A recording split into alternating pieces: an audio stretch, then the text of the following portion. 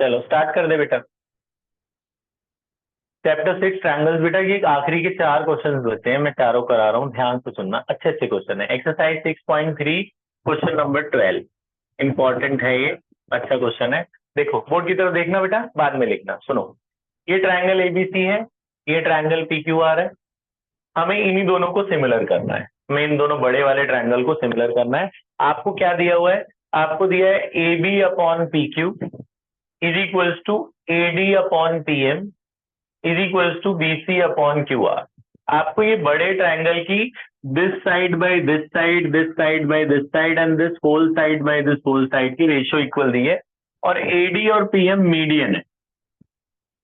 अब कर दें। हाँ जी, फिर से देखिए, exercise 6.3 chapter 6 triangles question number 12 important, ध्यान से सुनना। तो मैंने कहा आपको ये ट्रायंगल एबीसी है, ये ट्रायंगल पीक्यूआर है। इसमें A B upon P Q, this whole side by this whole side is equals to A D upon P M is equals to B C upon Q R. ये ratio equal दी है, और ये बताया कि A D और P M median है। आपको ये बड़े वाले ट्रायंगल सिमिलर करने, ठीक है। तो सिमिलैरिटी का आपको पता है 3 रूल्स है। First rule is S S S, second rule is S A S, third rule is A A. तो इसमें जो रूल लग रहा है वो है एस एस एस। देखो एस एस एस और एस ए एस दोनों लगेंगे, ध्यान से देखना कैसे प्रूव। आपको क्या करना है, पहले जो गिवन है वो लिखो। पहले क्या गिवन है? A B upon P Q is equals to A D upon P M is equals to B C upon Q R. यहां लिख देंगे गिवन, ये दिया हुआ लिख दिया, ठीक है। मीडियन का क्या मतलब होता है? What is median? जो जो दो, हाँ, दो इक्वल एरिया में डिवाइड करती है ट्रायंगल को, और ये मिड पॉइंट है ना, ये मीडियन कहाँ जाके मिलता है? मिड पॉइंट पे। तो ये जो आप देखो, आपने क्या करना है, ध्यान से सुनना। A B upon P Q को कुछ नहीं करना, A D upon P M को भी कुछ नहीं करना, इसको चेंज करना है बस। जो बी से लेकर सी है उसको मैं ऐसे लिख सकता हूं, बी डी का डबल। बीसी को क्या लिख सकते हो आप? ट्वाइस ऑफ बीडी लिख सकते हैं। बीसी को क्या लिख सकते हैं? Twice of BD. बीसी को हटा के लिख दिया 2BD। समझ में आया ना? क्यों? क्योंकि बीडी का डबल करके बीसी बनेगा ना, क्योंकि ये मिड पॉइंट है। ऐसे क्यूआर को क्या लिख सकते हो? Twice of QM. तो 2 इसको लिख देना ट्वाइस ऑफ क्यूएम। अब देखो इसके पीछे सेंस क्या था, क्यों लिखा है? एक तो 2 से 2 कट जाएगा। अब जरा ये तीनों रेशियो देखो किन दो ट्रायंगल में आ रही है। जिनमें आ रही होगी वो एस एस एस से वो सिमिलर हो जाएंगी। कौन से? देखो, A B by P Q is equal to A D by P M is equal to B D upon Q M. कौन से दो ट्रायंगल के तीनों रेशियो इक्वल है? इस ट्रायंगल की तीनों साइड, इस ट्रायंगल की तीनों साइड की रेशियो के इक्वल है। तो by S S S this small triangle is similar to this small triangle. कौन सा छोटा वाला ट्रायंगल? ए बी डी किसके सिमिलर हो गया? P Q M. तो आप लिखोगे by S S S triangle A B D become similar to कौन सा ट्रायंगल? P Q M. ये बात समझ में आई? छोटे वाले ट्रायंगल सिमिलर हो गए, ठीक है यहाँ तक। तो by S S S similar हो गए। अब लेकिन हमें तो छोटे वाला करना ही नहीं था, हमें तो बड़ा वाला करना था। तो छोटे वाले करने का फायदा क्या हुआ?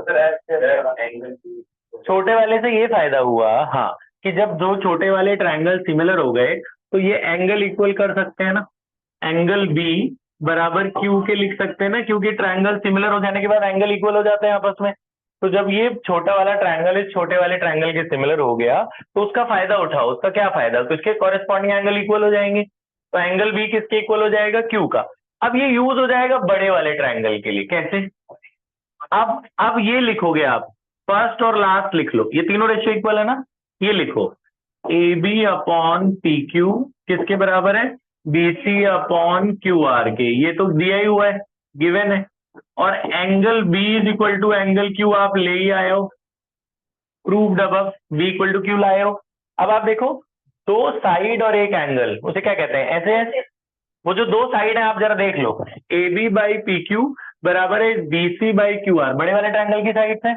और एंगल उनके बीच का ही आ रहा है ना, ये एस ए एस, यही हो रहा है ना।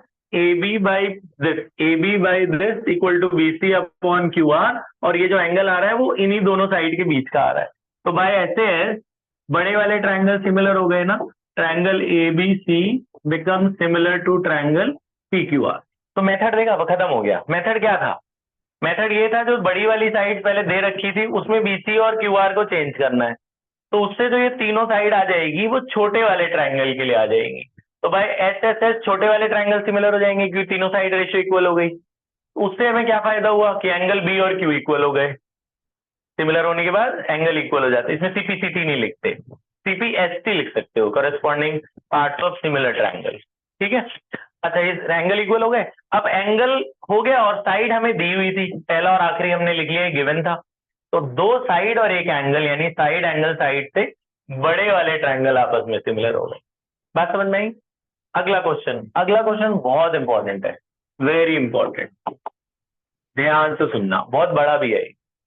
बिल्कुल फोकस बना के रहना, 10 मिनट चलेगा ये क्वेश्चन, 10 से 12 मिनट मैं बताऊंगा आपको, ध्यान से सुनना। तो इसमें क्या है बेटा, देखो इसमें ये है, ऑलमोस्ट सिमिलर क्वेश्चन है, बिल्कुल सेम ही है। एबीसी और पीक्यूआर को सिमिलर करना है इसमें भी।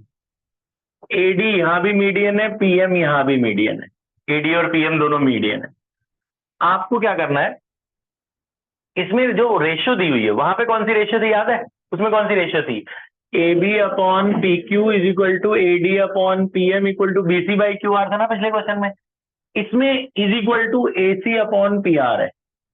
ऊपर वाली तीनों रेशियो इक्वल है, नीचे वाली है ही नहीं।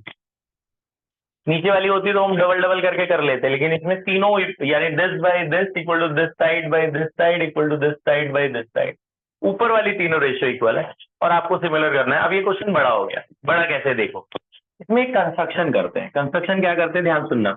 इसमें एडी को बढ़ाना होता है यहां तक, ई तक। जितना बड़ा एडी है उतना ही डीई है, एडी और डीई इक्वल है, और इसको ज्वाइन कर देना है सी से। इसमें भी पीएम को भी एक्सटेंड करना है up to a point N and join this.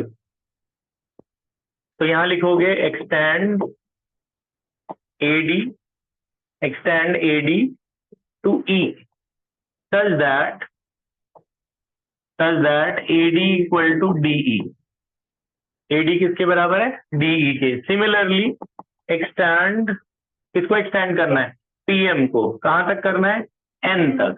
such that कौन किसके बराबर है? PM किसके बराबर है? MN के। PM बराबर है MN। यहां तक बात समझ में आ गई? प्रूफ, जरा प्रूफ ध्यान से सुनना, थोड़ा सा बड़ा है ये, फोकस रहेगा, याद रहेगा। आपने ये ट्रायंगल एडीबी, कौन सा ट्रायंगल? एडीबी और ADB, ADB triangle ADB, ADB दिख रहा है? इसको कॉन्ग्रुएंट करना है इस छोटे वाले को, ईडीसी के। ईडीसी बताओ कॉन्ग्रुएंसी के लिए कौन सा ट्रायंगल दिख गया? एडीबी किसके कॉन्ग्रुएंट करना है? एडीसी के। पहली साइड क्या बताओ?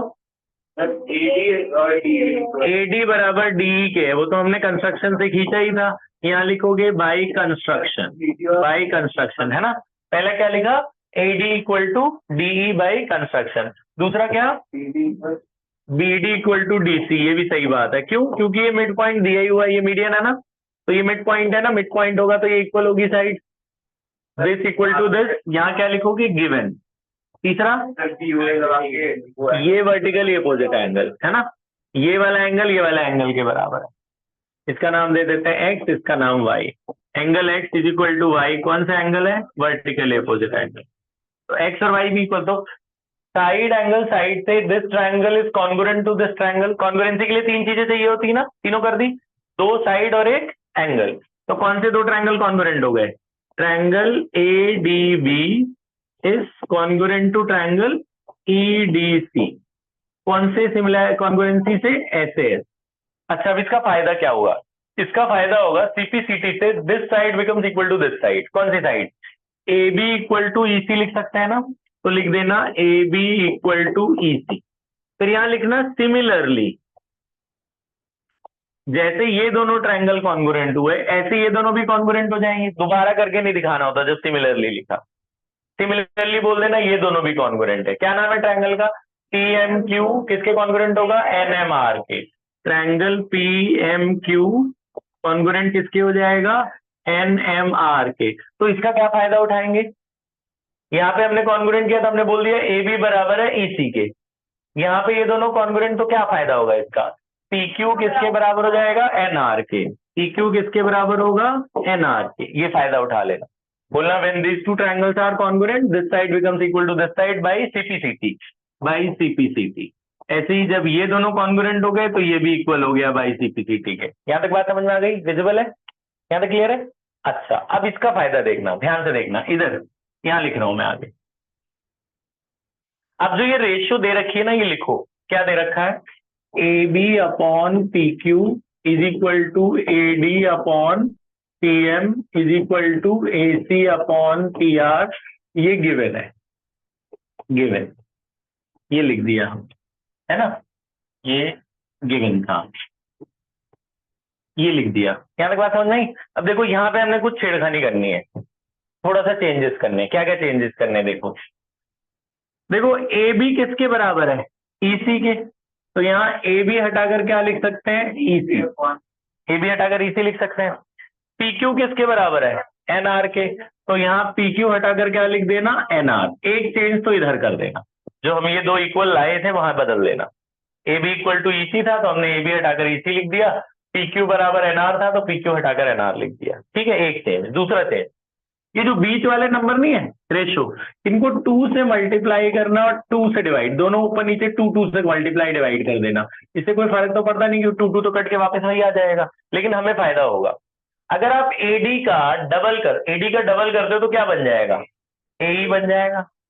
और PM का डबल करते हो तो क्या बन जाएगा, TN बन जाएगा। तो यहां आप ऐसे ही रहने देना, इसको कुछ मत करना। AD का डबल कर लो, AD का डबल क्या बन गया, AE। AD का डबल लिख दो, AE। PM का डबल क्या बन गया, PN। PM का डबल PN बन गया। बाकी ऐसे ही रहने दो। अब जरा ये तीनों साइड की रेशियो देखो कौन से ट्रायंगल में आ रही है। देखो EC/NR एक, AE/PN 2, AC/PR 3। दिख रहा कौन से ट्रायंगल है, ये बड़ा वाला ट्रायंगल और ये बड़ा वाला ट्रायंगल की तीनों साइड की रेशियो इक्वल है। तो by SSS this whole triangle is similar to this whole triangle. By SSS कौन से दोनों ट्रायंगल, बस खत्म होने वाले 2 लाइन और है।